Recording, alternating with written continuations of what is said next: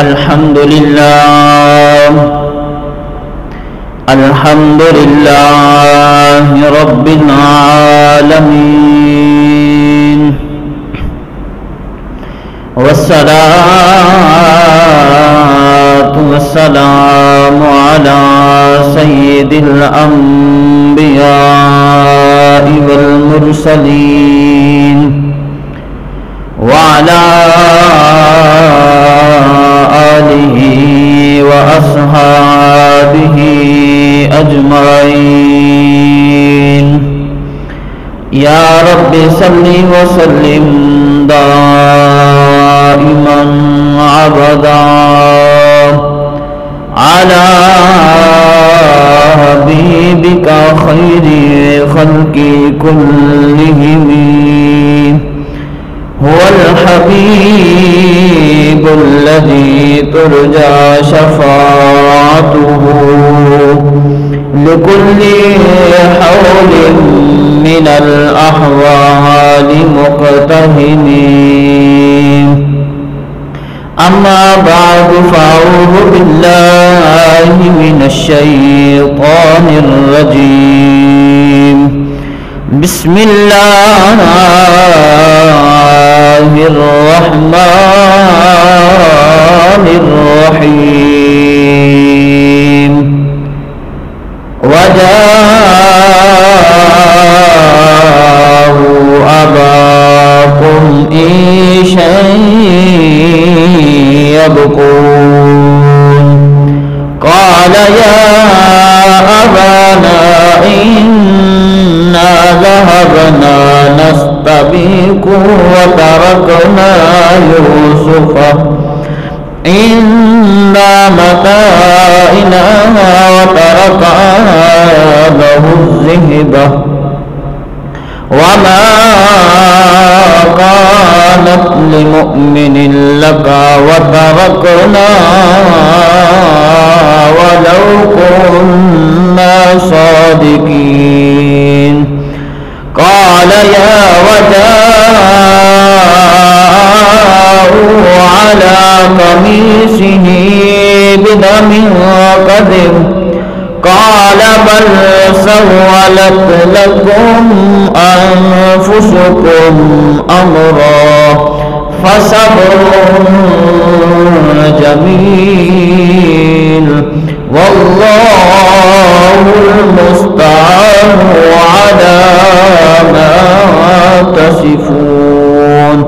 وجاءت سيارة فأرسلوا والدهم فأدلى بالباب، قال بشرى هذا غلام، فأسروه بدعا والله عليم والله بما يعملون. آمنت بالله صدق الله مولانا العظيم، وصدق رسوله النبي الكريم الأمين، ونحن على ذلك لمن الشاهدين والشاكرين، والحمد لله رب العالمين. قال النبي صلى الله عليه وسلم: الحسين مني وأنا من الحسين، أو كما قال عليه الصلاة والسلام. قال النبي صلى الله عليه وسلم: الصلاة والسلام عليك يا سيدي يا رسول الله، الصلاة والسلام عليك يا سيدي يا حبيب الله، الصلاة والسلام عليك يا رحمة للعالمين، وعلى آلك وصحبك بك يا رحمة للعالمين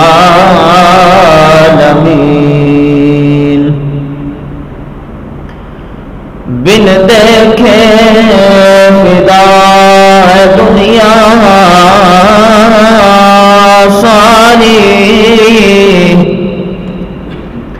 بن دیکھے فدا ہے دنیا ساری دیدار کا عالم کیا ہوگا جب زلف کا ذکر قرآن میں ہے جب زلف کا ذکر قرآن میں ہے رخسار کا عالم کیا ہوگا سر سے لے کر پاؤں تک تنویر ہے گفتگو سرکار کی قرآن کی تفسیر ہے حسن مصطفیٰ کو دیکھ کر سوچتی تو ہوگی دنیا یہ کیسا مصور ہے کہ جس کی ہے تصویر ہے اللہ رب الجلال کی حمد و ثنا حضور صلی اللہ علیہ وبارک وسلم کی ذات بابرکات پر ہدیہ درود و سلام کا نذرانہ عقیدت پیش کرنے کے بعد اللہ کریم کی بارگاہ میں دعا ہے کہ میری آپ کی حاضری کو شرف قبولیت عطا فرمائے۔ حباب محترم، پچھلے جمعے کے اندر سیرت حیات یوسف علیہ السلام کا وہ میں نے واقعہ جو ہے وہ ورک کر چکا ہوں۔ وہ حصہ جب حضرت یوسف علیہ السلام کو ان کے بھائیوں نے آپ کو کنویں میں پھینک دیا تھا، اب اس کے بعد اگلا پروگرام کے مطابق انہوں نے جو فیصلہ منصوبے کے تحت حضرت یوسف علیہ السلام کو کنویں میں پھینک چکے تھے، اب وہ سازش بظاہر ان کی تکمیل تک پہنچ چکی تھی۔ اب کنویں میں حضرت یوسف علیہ السلام 3 دن اور 3 راتیں کنویں میں رہے تھے۔ کتنا عرصہ؟ 3 دن اور 3 راتیں حضرت یوسف علیہ السلام کنویں میں رہے۔ مفسرین نے اس پر کوئی ایسا جملہ نے ارشاد فرمایا ہے کہ یہ اس بات کو آگے لے جایا جا سکے، کیونکہ ایسا ہے کہ اس کے لیے یہ جو حضرت یوسف کا کنویں میں رہنا، اس کے لیے وہ کلیجہ بھی ہونا چاہیے۔ یہ بڑے غم کی بات ہوا کرتی ہے کہ حضرت یوسف علیہ السلام وہ ایسی کیفیت والی ہوتی، غم دل جو ہوتا ہے وہ نڈال ہو جاتا ہے۔ حضرت جناب یوسف علیہ السلام 3 دن اور 3 راتیں اس کے اندر قیام رہے۔ یا 2 موضوع ملتے ہیں۔ حضرت حضور علیہ السلام 3 راتیں غار میں رہے۔ اللہ نے فرمایا کہ یوسف اب جب تو نے 3 راتیں اس کنویں میں گزاری ہیں، اب دیکھنا میں رب ہو کے پھر دیکھنا مجھے پہچانوں گے کیسے؟ میں اعلان کر رہا ہوں نا کہ یوسف یہ جو اب تیری تحمید ہے، یہ اب مصر کی بادشاہی اسی 3 راتوں کی بدولت تمہیں نصیب ہوگی۔ حضور علیہ السلام کی تحمید دیکھیے، اللہ رب الجلال نے فرمایا کہ محبوب اب میں نے تجھے سلطنت مدینہ دینی ہے، یہ جو تو 3 راتیں یہاں پہ گزارنے کے بعد دیکھنا اب سلطنت مدینہ، پھر تو دیکھیے فتح مکہ کی کس طرح تیرے اوپر عروج آتا ہے۔ یہ اسی صدقہ سے یہ جو تو نے 3 راتیں غار سور میں گزار رہا ہے۔ برابر یوسف، حضرت یوسف علیہ السلام کو کنویں میں پھینکنے کے بعد اب انہوں نے فیصلہ کر لیا کہ اب واپس بھی ہم نے لوٹ کے جانا، ہم نے اب واپس جانا ہے۔ اب کیا کیا جائے کہ اب ہمیں کیا کرنا چاہیے کہ حضرت ابا کے پاس اب ہم نے لوٹ کے جانا ہے، اس کا ہم نے بتانا بھی ہے۔ تو اس وقت حضرت برادر یوسف نے اس بات پر فیصلہ کیا کہ ہم اس طرح کرتے رات کے اندھیرے میں جاتے ہیں۔ کس وقت؟ رات کے اندھیرے میں جاتے ہیں۔ ایک طرف تو یہ ہے کہ اب وہ منصوبہ بنا رہے ہیں، دوسری طرف ایک قافلہ پتہ نہیں کہاں سے نکلا ہے، مصر اس نے جانا ہے۔ اب سیدھے رستے پہ گامزن ہے، سیدھا رستہ عبور کرتا ہوا جا رہا ہے۔ اللہ خالق رب کائنات نے وہ اپنی منزل جو طے کر رہا ہے، سیدھے رستے پہ چل رہا ہے، اللہ نے انہیں بلا دیا۔ اب وہ جو قافلہ چل رہا ہے جس نے مصر کی طرف جانا ہے، انہیں رستہ بلایا اور اس طرف اس رستے پہ گامزن کر دیا کہ جس رستے میں وہ کنواں آتا ہے جس میں یوسف علیہ السلام آرام کر رہے ہیں۔ بھائیوں نے اس کنویں میں پھینک کر رکھا ہے، اس کنویں کی طرف اس قافلے کو گامزن کر دیا۔ انہیں پتہ نہیں تھا کہ ہمارے ساتھ ایسا کیا ہونے والا ہے، وہ تو اپنے سیدھے منزل کی طرف منزلیں طے کر رہا ہے۔ یہ اس وقت کی دور مشکل وقت ہوا کرتا تھا۔ آج اس دور کے اندر ہر چیزیں ہمیں روڈ کے اوپر میسر ہوتی ہے۔ اب ہمارے ملک میں دیکھ لیجئے ایسے ہوٹل موجود ہیں، 5 سٹار ہو گیا، کوئی فلاں سٹار ہو گیا، وہ رستے اب مشکل نہیں رہے، دشوار نہیں ہے۔ اس دور کے اندر اگر لوگ سفر پہ نکل رہے ہیں تو اپنا سامان ساتھ باندھ لیتے۔ رستے میں کبھی پانی کا کنواں نظر آ جاتا تو اس سے بڑی غنیمت ان کے لیے کوئی اور نہیں ہوتی تھی۔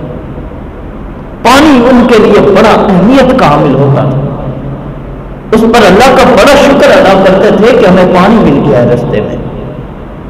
آج تو اللہ کا شکر ہے رستے میں ٹیوب ویل نکل آئے، اب رستے میں تھوڑا سا آگے جائیں کہیں نلکا مل جاتا ہے، نہ ہو تو ہم سفر پہ جا رہے ہیں، ہمیں رستے میں ایسے لوگ ملیں گے جو ہمیں پانی دے دیتے ہیں۔ اس وقت کی بات اب انہوں نے یہ جو قافلہ بھولا ہوا اسی رستے پہ آیا، اس کنویں کے قریب پہنچا جس میں مظلوم مسافر، جس شخص نے ابھی جوانی پر قدم بھی نہیں رکھا، خوبصورت بھی ہے اور اب والد سے جدا بھی ہو گئے اور 3 راتیں 3 دن کنویں میں گزار لی۔ اب کنویں میں وہ سٹاپ آ کے وہ قافلے والے پہنچے، اب انہوں نے ڈول اندر خود ڈال دیا۔ اب دوسری سمت حضرت برادر یوسف آپ کے بھائیوں نے فیصلہ کیا کہ ہم اب نہیں جاتے، دن کی تاریکی میں نہیں جاتے، رات کو نکلتے ہیں، ابا کے پاس ہم جاتے ہیں۔ وَجَاءُوا أَبَاءَهُمْ عِشَاءً يَبْكُونَ، کہ رات کے اندھیرے میں ہم جائیں گے، ابا ہمارے چہرے کو پہچان نہیں سکتے۔ جس طرح جب رات پڑ جاتی ہے تو آپ نے دیکھا ہوگا کہ لوگ اکثر پرانے لوگ کہا کرتے ہیں بیٹا رات میں کدھر نہ نکلا کرو۔ کیوں بھائی؟ رات کے اندھیرے میں ایسی چیزیں رونما ہو جاتی ہیں، ڈکیت بھی رات کے اندھیرے میں لوٹتے ہیں، کہیں ایسا نہ ہو کہ تمہیں بھی رات کے اندھیرے میں کوئی تمہیں جناب لوٹ نہ لے۔ اور جس طرح حضرت شیخ عبد القادر جیلانی رحمت اللہ تعالی علیہ آپ جا رہے تھے، ڈاکوؤں نے حملہ کر دیا، جو کچھ تھا لوگوں سے چھین لیا۔ اب حضرت عبد القادر سے پوچھتے ہیں کہ تیرے پاس کچھ ہے؟ حضرت شیخ عبد القادر جیلانی فرماتے میرے پاس 40 دینار ہیں۔ کہا کدھر ہے؟ کہا میری اماں نے میری قمیض کے نیچے بغل میں سی کے دیے ہوئے۔ انہیں یقین نہیں ہوا کہ یہ بچہ اور سچ اس کے پاس ہے تو وہ چھپا کیوں لے رہا، ہمیں ظاہر نظر تو نہیں آ رہے۔ انہوں نے پکڑا، وہ ڈاکو اپنے سردار کے پاس لے گئے۔ جب سردار کے پاس لے گئے تو وہاں اس سردار نے پوچھا کہ اس بچے کو کس لیے لے کے آئے ہو؟ وہ کہنے لگے کہ یہ بچہ کہتا ہے کہ میرے پاس 40 دینار ہے اور میری ماں نے بغل کے نیچے قمیض کے نیچے بغل پہ دبا سی کے دیے ہیں مجھے۔ کہا اچھا ہے؟ کہا ضرور ہے۔ آپ نے ہاتھ مارا اور 40 دینار جو تھے وہ نیچے گرائے۔ جب نکل آئے، یہ رات کے اندھیرے کی بات تمہیں بتا رہا ہوں، ایسا بھی ہو سکتا ہے۔ جب نکلے تو وہ سردار کہنے لگا کہ بیٹا تو جھوٹ بھی بول سکتا تھا، بتا تو نے سچ کیوں بولا ہے؟ اب وہ کہنے لگا کہ آخری وقت جب میں سفر پر نکلنے لگا تھا نا تو میری اماں نے نصیحت کی تھی، بیٹا کبھی جھوٹ نہ بولنا، کبھی جھوٹ نہ بولنا۔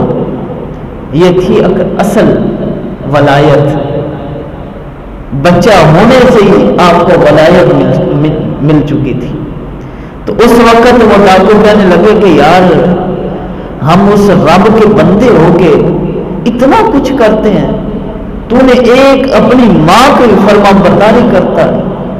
وہ 40 پتہ نہیں کتنے لوگ تھے، تاریخ میں آتا ہے وہ 40 لوگ تھے، سب نے کلمہ پڑھ لیا اور حضرت عبد القادر کے ہاتھ بیعت ہو گئے تھے۔ اس لیے انہوں نے فیصلہ کیا کہ ہم رات کے اندھیرے میں جب جائیں گے نا تو اس وقت ابا جان ہمیں پہچان نہیں سکیں گے۔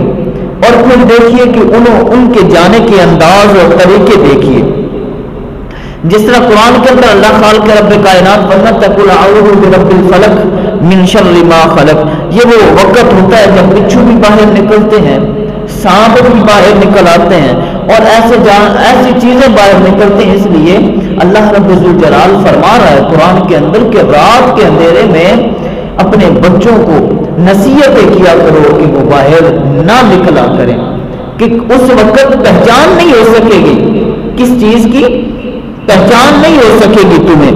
اس لیے جو بھی ہو دن کے اجالے کے اندر جو بھی کرنا ہو کر لیا کرو، رات کی تاریکی میں یہ کام مت کیا کرو۔ اب جناب حضرت برادر یوسف ہائے ہائے کرتے ہوئے اور اس انداز میں آئے۔ ہمارے دیہاتوں میں ایسا ہوتا ہے کہ کسی کے ہاں فوتگی ہو جائے تو وہاں کی دیہاتوں میں جو بیویاں ہوتی ہیں، اس گھر میں جس گھر میں میت پڑی ہوتی ہے، تعزیت کے لیے آتی ہیں، گھر ان کا دور ہے، اس گلی میں پہنچی ہیں تو ہاں سر ہاتھ جو ہے جناب سر پہ رکھیں گی ہاتھ کو تو جناب عجیب و غریب آوازیں نکالیں۔ اس بات کی شریعت نے اجازت نہیں دی ہے۔ صبر کرو، صبر کرو۔ ساری زندگی جب تمہارے پاس تھا، وہ شخص جب زندہ تھا اس وقت تو تم نے اس کی قدر نہیں کی، جب مر گیا تو اب تمہیں اس کی قدر ہونے شروع ہو گئی ہے۔ وہ اللہ کی چیز ہے، اس کے پاس چلی گئی، ہاں اس وقت رونا آتا ہے۔ فصبر جمیل، اللہ رب ذوالجلال فرماتا ہے اس وقت صبر جمیل، صبر کرو۔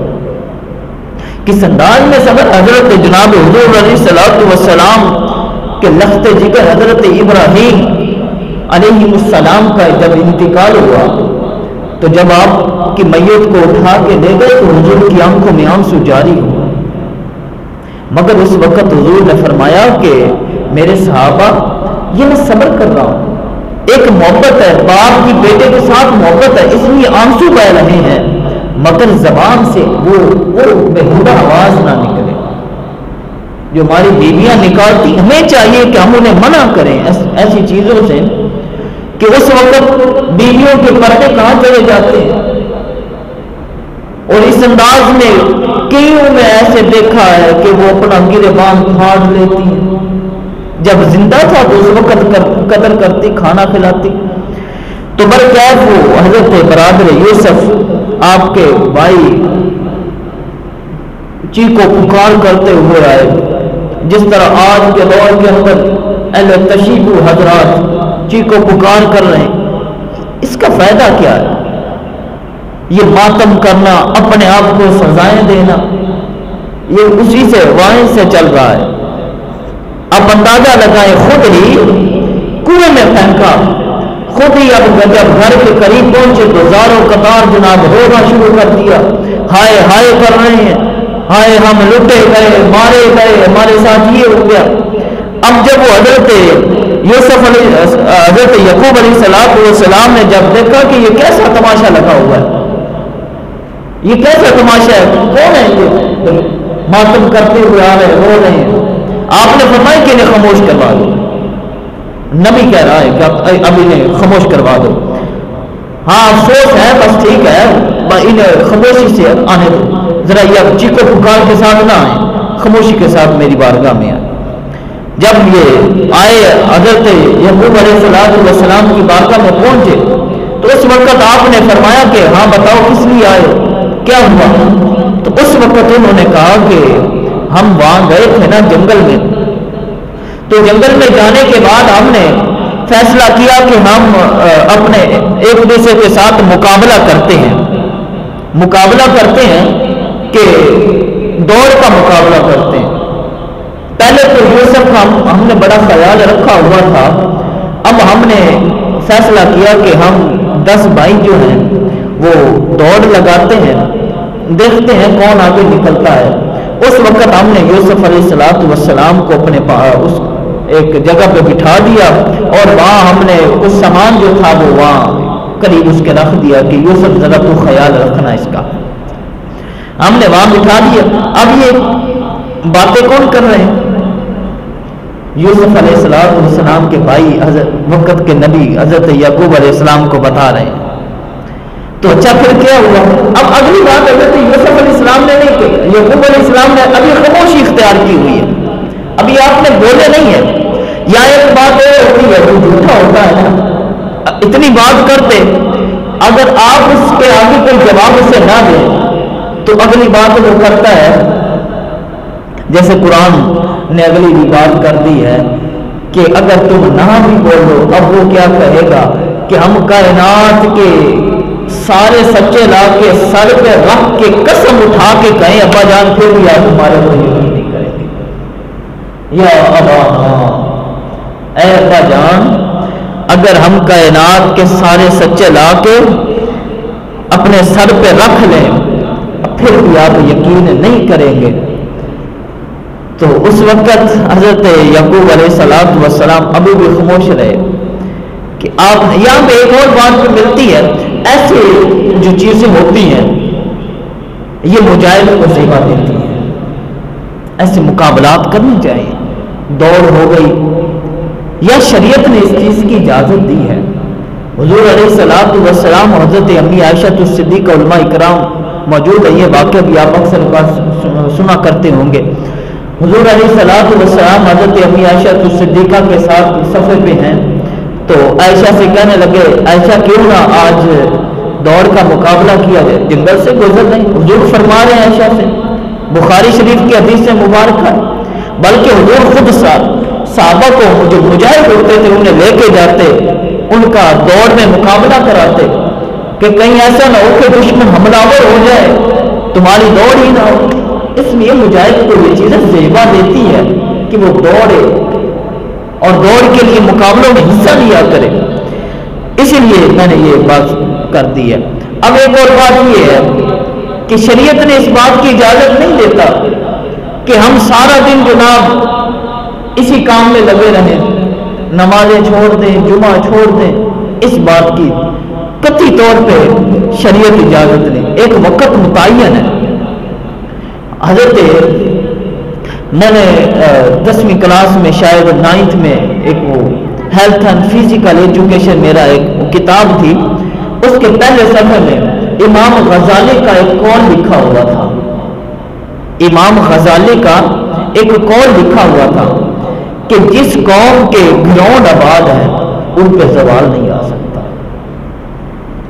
اب اس بات کو انہوں نے ایسے نہیں لکھ دیا کہ جناب سویر نہ لکھو کھندو بلا ہاتھ تے گراؤنڈ نہ پتا جناب کھان دا نہ پیون دا، اس بات کی شریعت اجازت نہیں دیتا۔ اس بات کی اجازت امام غزالی بھی نہیں دیتے. آپ فرماتے ہیں جب ایک وقت تعین ہے اس وقت میں ہر چیز کو کرنا چاہیے. جیسے پنجگانہ نماز، میں کل بھی ایک تمہیں بات سنا رہا تھا، میرے ایک دوست ہیں انہوں نے مجھے یہ بات سنائی، اچانک اب ذہن میں آ گئی. وہ مجھے بتاتے، میں نے بلکہ اس سے پوچھا نہیں، بنا پوچھے اس نے مجھے یہ بات بتائی ہے. وہ کہنے لگا کہ ہم ایک جگہ پہ 3 آدمی کام کرتے ہیں، جن میں ہمارا سٹاف کے اندر ایک لیڈیز ہے، فیمیل ہے، اور 2 ہم میل ہیں. کہنے لگا کہ جو ہمارے اندر فیمیل لڑکی کام کرتی ہے وہ عیسائیت ہے، کرسچین جسے کہتے ہیں، وہ عیسائی ہے، مسلمان نہیں ہے، مگر وہ ہمارے ساتھ جب کام کرتی ہے اہل کتاب بھی ہے. اب میرے ساتھ جو دوسرا بندہ ہے اس نے اسے ایک دن کہا کہ یار باجی تو اس طرح نہیں کرتی کہ مسلمان ہو جا، ایمان لے آ، تجھے پتہ نہیں ہے آخری نبی جب آ گیا تو پہلی امتیں ختم ہو گئی ہیں، اب تجھے چاہیے تو ایمان لے آ، کلمہ پڑھ لے حضور کا اور مسلمان ہو جا. اب اس نے کہا کہ میں تجھے کہتی ہوں تو عیسائی ہو جا. اب اس عورت نے کیا اسے کہا، وہ دوست کہتے ہیں میں پاس بیٹھے یہ باتیں سن رہا تھا ان کی، یہ جو 2 باتیں کر رہے تھے میں ان کی باتیں سن رہا تھا. اس نے کہا کہ تم عیسائی ہو جا. کبھی میں کیوں عیسائی ہو جاؤں؟ اس نے کہا ہم اپنے مذہب پہ پکے ہیں، تمہارا ایمان پختہ نہیں ہے. ہمارا مذہب اور ایمان ہمارا پختہ ہے، تمہارا پختہ اور ایمان نہیں ہے. وہ کہنے لگا کہ وہ کیسے؟ کہا کہ ہمارے مذہب میں ہمیں 2 مرتبہ ہم اپنی عبادت گاہ میں جاتے ہیں، عبادت کرتے ہیں، دن کے اندر 2 مرتبہ. ہمارا کوئی وقت تعین نہیں ہے، جب کبھی ہمارا دل کرے دن میں 2 مرتبہ ہم نے جانا ہوتا ہے. اور تمہارے ایمان کے اندر تمہارے مذہب میں دن میں 5 مرتبہ بلکہ بلایا جاتا ہے. ہماری کوئی اذانیں تو نہیں ہوتی، ہمیں کوئی بلانے والا تو نہیں، صدا تو نہیں لگاتا. تمہیں منادی آواز بھی دیتا ہے، بلاتا بھی ہے. یار میں اس بات پہ نا یقین کرو میرا دل پھٹ رہا تھا جب اس نے یہ باتیں کی نا. اس عورت نے خدا کی قسم مسلمانوں کے منہ پہ تماچے مار دیے تھے، منہ کے اوپر رکھ رکھ کے تماچے دیے. اس نے کہا کہ بھلا تو مجھے یہ بات بتا، اصل کی اذان ہوئی ہے، تجھے بلایا گیا تو گیا ہے، مغرب کے لیے تجھے بلایا گیا، منادی نے صدا لگائی تو گیا ہے. یار تیرا ایمان بول رہا، تیرے نبی نے فرمایا ہے تو اپنے نبی کے ساتھ وفاداری نہیں کر سکتا، ہمارے ساتھ کیسے تو وفاداری کر سکتا ہے؟ لہذا میں تجھے کہتی ہوں تو میرا ایمان قبول کر لے، میرا اسلام قبول کر کے ہمارے دائرہ اسلام میں آ جا. اس وقت یقین جانیے وہ شخص جو کہنے والا تھا نا خاموش ہو گیا. اس نے باتیں کڑکا کے ماری اور مسلمانوں کے منہ پہ ایسے تماچے دیے. ہم کیا اس دور کے اندر کسی کو کہنے کے قابل ہیں؟ یار لوگ تو ہمارے علم سے استفادہ کرتے تھے، لوگ ہمیں دیکھ کے کہتے تھے کہ یار دیکھو یہ بندہ مومن جا رہا ہے. آج کیا ہے؟ تو میرے بھائی اس عورت کی یہ باتیں سنی نا، خدا کی قسم مجھے اس وقت میرا تو ایسا میرے اندر کیفیت تاری ہوئی تھی کہ زمین ابھی پھٹ جائے میں نیچے چلا جاؤں. ہمارے لیے تو غرق ہونا بہتر ہے. یہ اس عورت کی باتیں ہیں جو میں نے آپ تک پہنچا دی. اب مسلمان اس بندے کا دیکھیے اس کی کیا عزت رہ گئی. ہمارے لیے بھی یہی سبق ہے. فجر کی نماز کتنے لوگوں نے پڑھی ہے؟ کیا اس بی بی نے بات غلط تو نہیں کی؟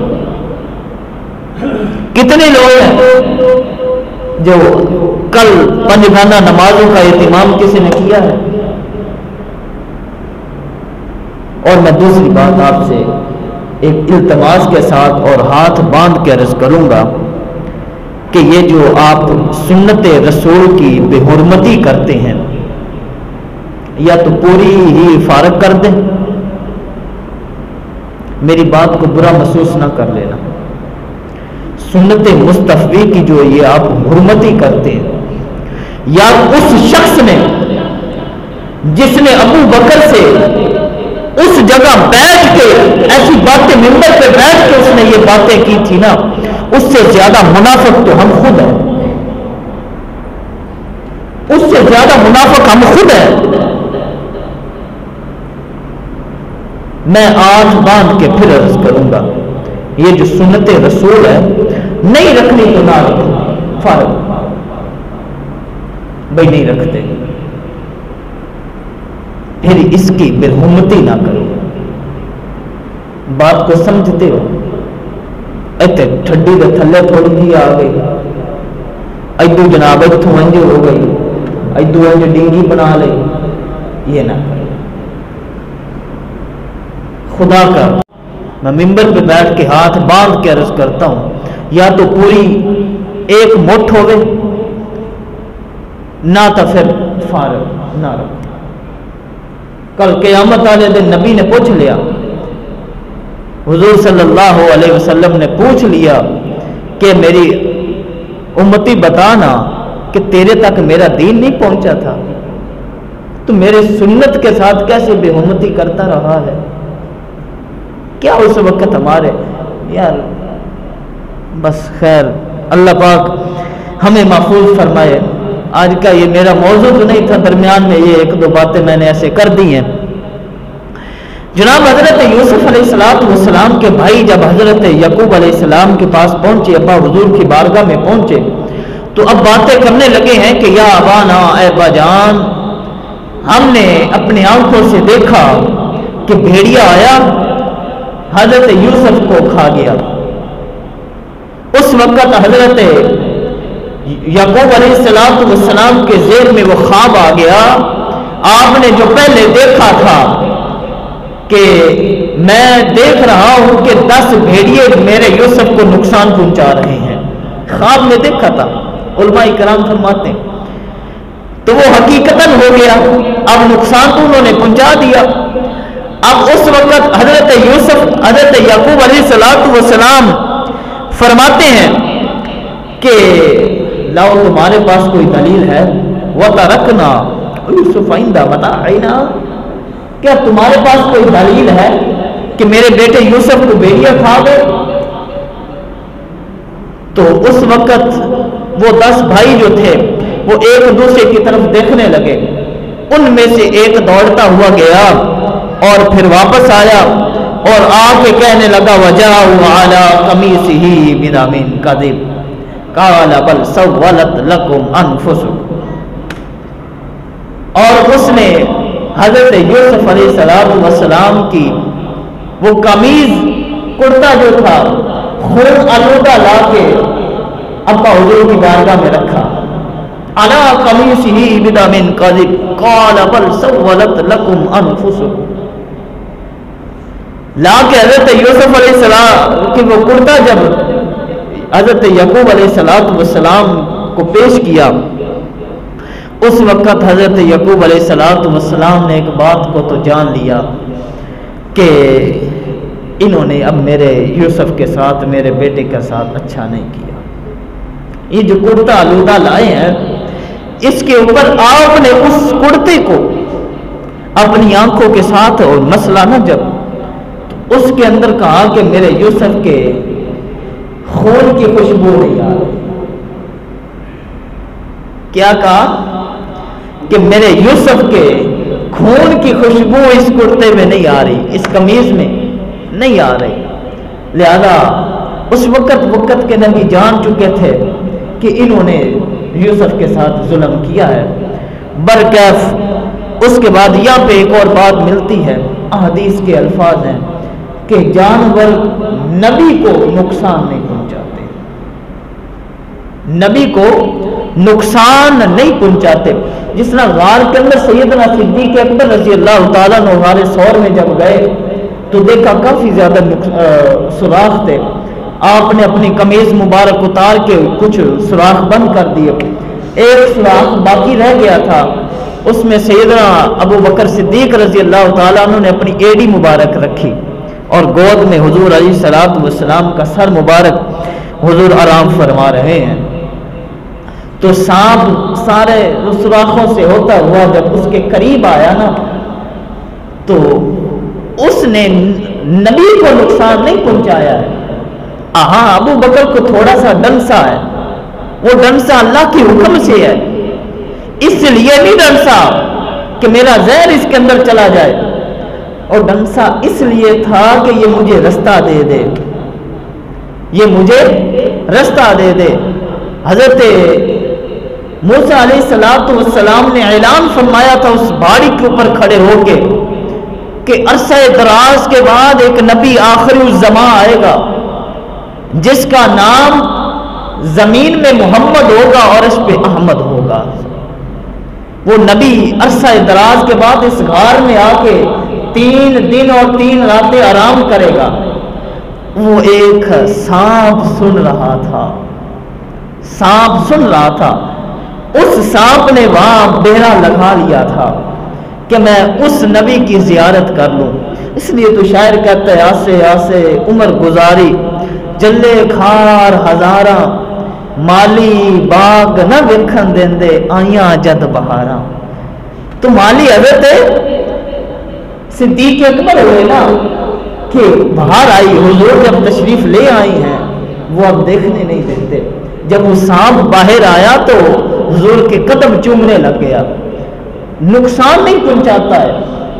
ایک وقت ایک قافلہ جا رہا تھا، جب جنگل سے گزرا تو حضور بھی ساتھ ہیں، اور ایک صحابی کی اس وقت ڈیوٹی ہوتی تھی کہ تو سب سے پیچھے چلے گا، کہ ایسا ہو سکتا ہے جلتے ہوئے کسی کا کوئی سامان گر جائے تو اسے اٹھا لے گا، اس لیے تو پیچھے چلتا رہے گا۔ اب وہ ایک صحابی پیچھے چل رہا ہے، وہ قافلہ آگے نکل گیا۔ اب وہ جنگل سے جب گزر رہے تھے تو ایک شیر دوڑتا ہوا آیا اور حملہ آور ہونے لگا تھا۔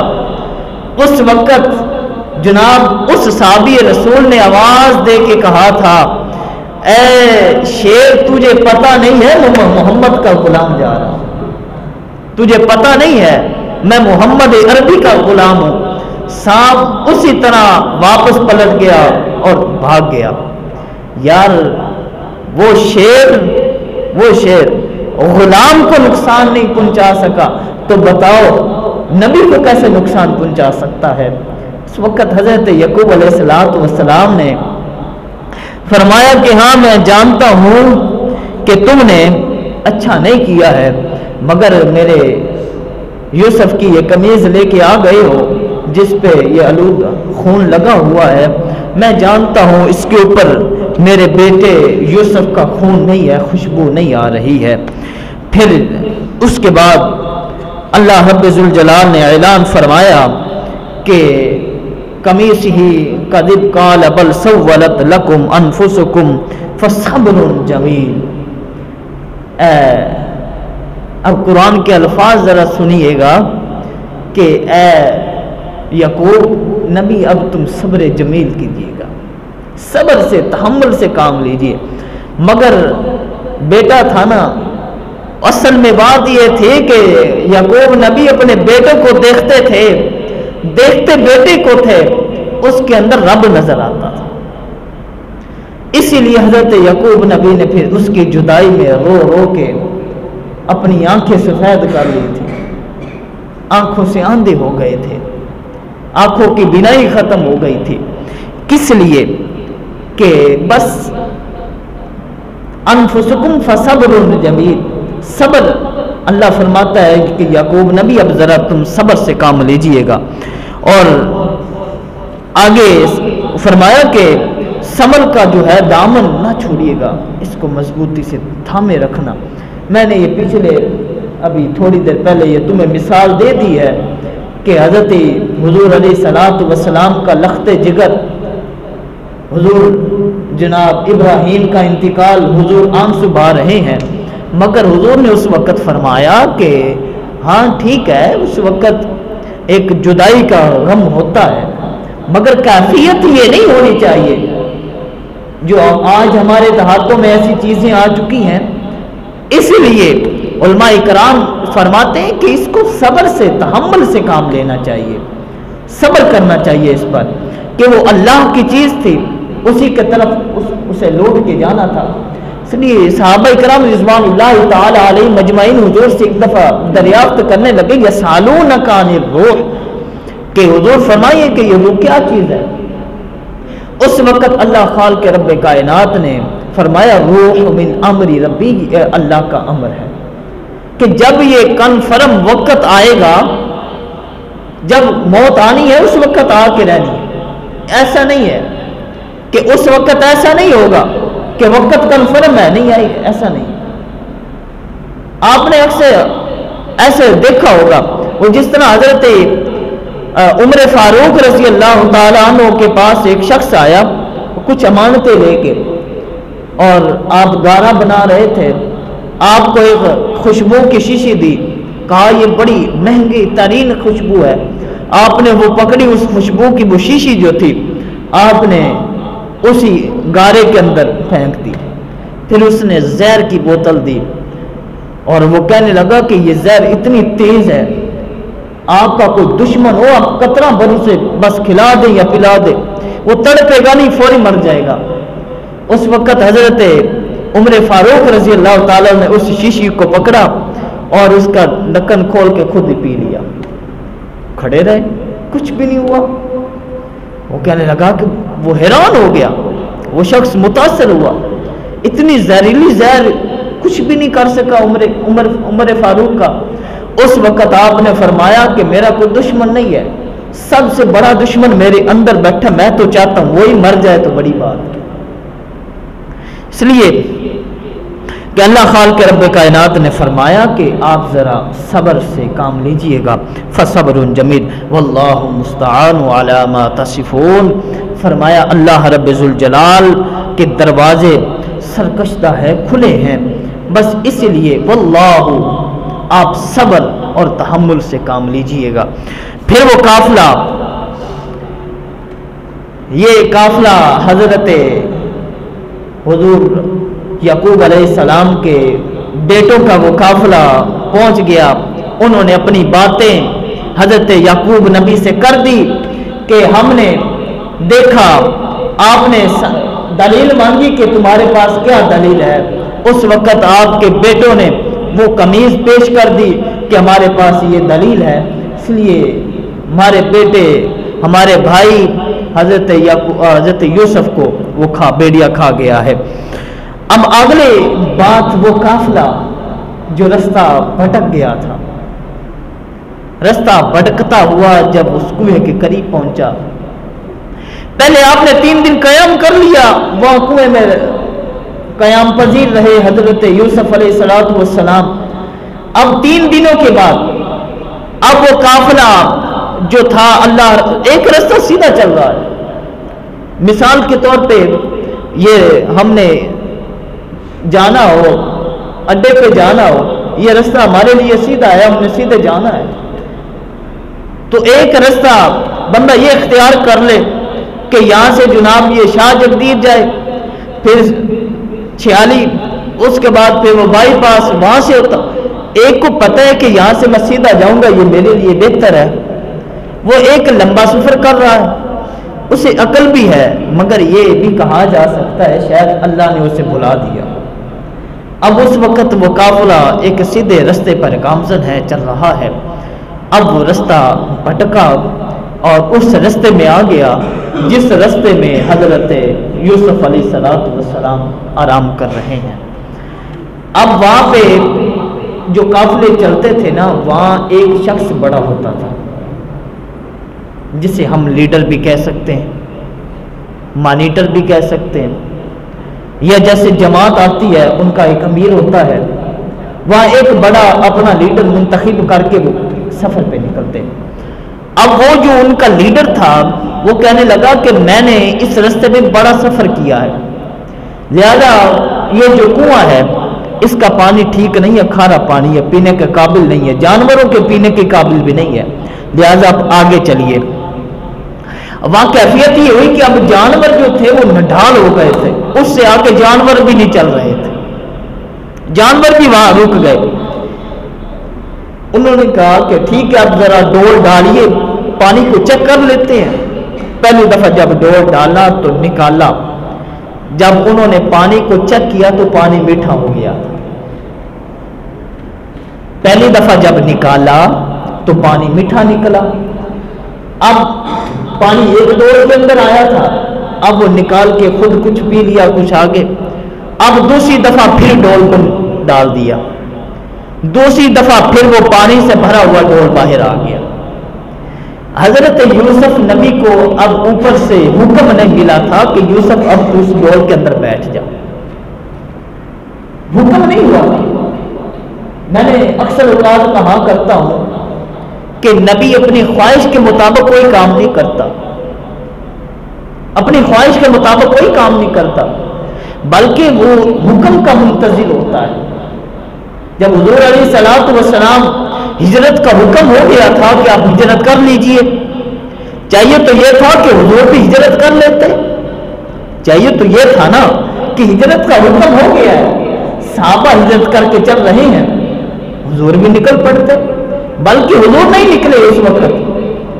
کب نکلے ہیں؟ کہ جب چاروں طرف سے تلواریں لہرائی جا رہی، اس وقت حضرت حضور علیہ الصلوۃ والسلام رب کے حکم کے منتظر تھے کہ مجھے کب حکم ہوتا ہے کہ محمد ذرا اب تو نکل جا۔ حکم کب ہوا؟ کہ جب چاروں طرف سے تلواریں لہرائی جا رہی ہیں، اس وقت محمد عربی ان کے درمیان سے نکل گئے، انہیں پتہ بھی نہیں چلا ہے۔ اس لیے اب جب تیسری دفعہ شاید پانچویں دفعہ انہوں نے ڈول ڈالا تو حکم ہوا کہ یوسف نبی اب ذرا تو اس کے اوپر بیٹھ جا۔ اب انہوں نے باہر کھینچ لیا۔ اب یہاں ایک اور بات آتی ہے، یہاں ایک اور بات آتی ہے، وزن کتنا ہوگا؟ نبی کا وزن کتنا ہوگا؟ نبوت کا وزن، نبی تھے نا یوسف علیہ السلام، اب نبوت کا وزن بھی ہوتا ہے۔ ہمارا وزن کتنا ہوگا؟ من ہو جائے گا، زیادہ سے زیادہ 1.5 من کا بندہ ہو سکتا ہے، اس کے اوپر تو نہیں۔ اس وقت 3-4 آدمیوں نے اس ڈول کو کھینچا باہر۔ ایک وقت حضور علیہ الصلوۃ والسلام ایک پہاڑی کے اوپر چڑھے نا جب، تو پہاڑی ہلنے لگی زور، تو اللہ کے نبی نے پوچھا کہ کیا وجہ ہے، تو کیوں حرکت میں آ گئی ہے؟ وہ پہاڑی عرض کرنے لگی، اے اللہ کے نبی، میں آپ کا وزن ہی برداشت نہیں کر رہی، مجھ سے آپ کا وزن ہی برداشت نہیں ہو رہا ہے۔ یہ بات تھی صدیق اکبر کی یارو، جس نے محمد عربی کو اپنے کندھوں میں کئی دفعہ سوار کیا ہے۔ فتح مکہ کے موقع پر حضور نے فرمایا کہ علی ذرا میرے کندھوں پہ سوار ہو، وہ ذرا یہ جو مورتیاں بنی ہوئی ہیں، یہ نقلی جعلی خدا بنے ہوئے، انہیں ذرا توڑ دے۔ اس وقت حضرت علی کرم اللہ وجہ الکریم فرماتے کہ حضور میں اتنی گستاخی آپ کے کندھوں پہ سوار ہو جاؤں؟ حضور اس طرح کیجئے، میں بیٹھتا ہوں، آپ میرے اوپر سوار ہو جائیے۔ اس وقت حضور نے فرمایا کہ اے یہ ابو بکر کا کام ہے، علی تو نبوت کا وزن نہیں اٹھا سکتا ہے، تیرے بس کی بات نہیں ہے نبوت کا وزن اٹھانا۔ علی سوار ہوئے تو حضرت علی کرم اللہ وجہ الکریم جب سوار ہوئے تو آپ فرماتے ہیں، حضرت علی نے حضور کی بارگاہ میں عرض کی، حضور اگر آپ مجھے اجازت دیں تو میں عرش کو نیچے نہ کھینچ لوں، میں عرش کو بھی نیچے نہ کھینچ لوں۔ یہ تھی بات، میں نے تمہیں یہ بات بتا دی کہ 4-5 بندوں نے جب حضرت یوسف علیہ الصلوۃ والسلام کو باہر ڈول کے ذریعے نکالا تو انشاءاللہ اس کے یہ جو میں نے 4-5 آیتیں پڑھی ہیں اس کی تفسیر یہاں تک پوری ہوتی ہے۔ اللہ رب ذوالجلال کی بارگاہ میں دعا کرتے ہیں اللہ ہماری حاضری کو شرف قبولیت عطا فرمائے۔ انشاءاللہ اس سے آگے اگلے جمعے میں بات کریں گے۔ وما علیہ الا البلاغ المبین، سنتے ادا کر دیجیے۔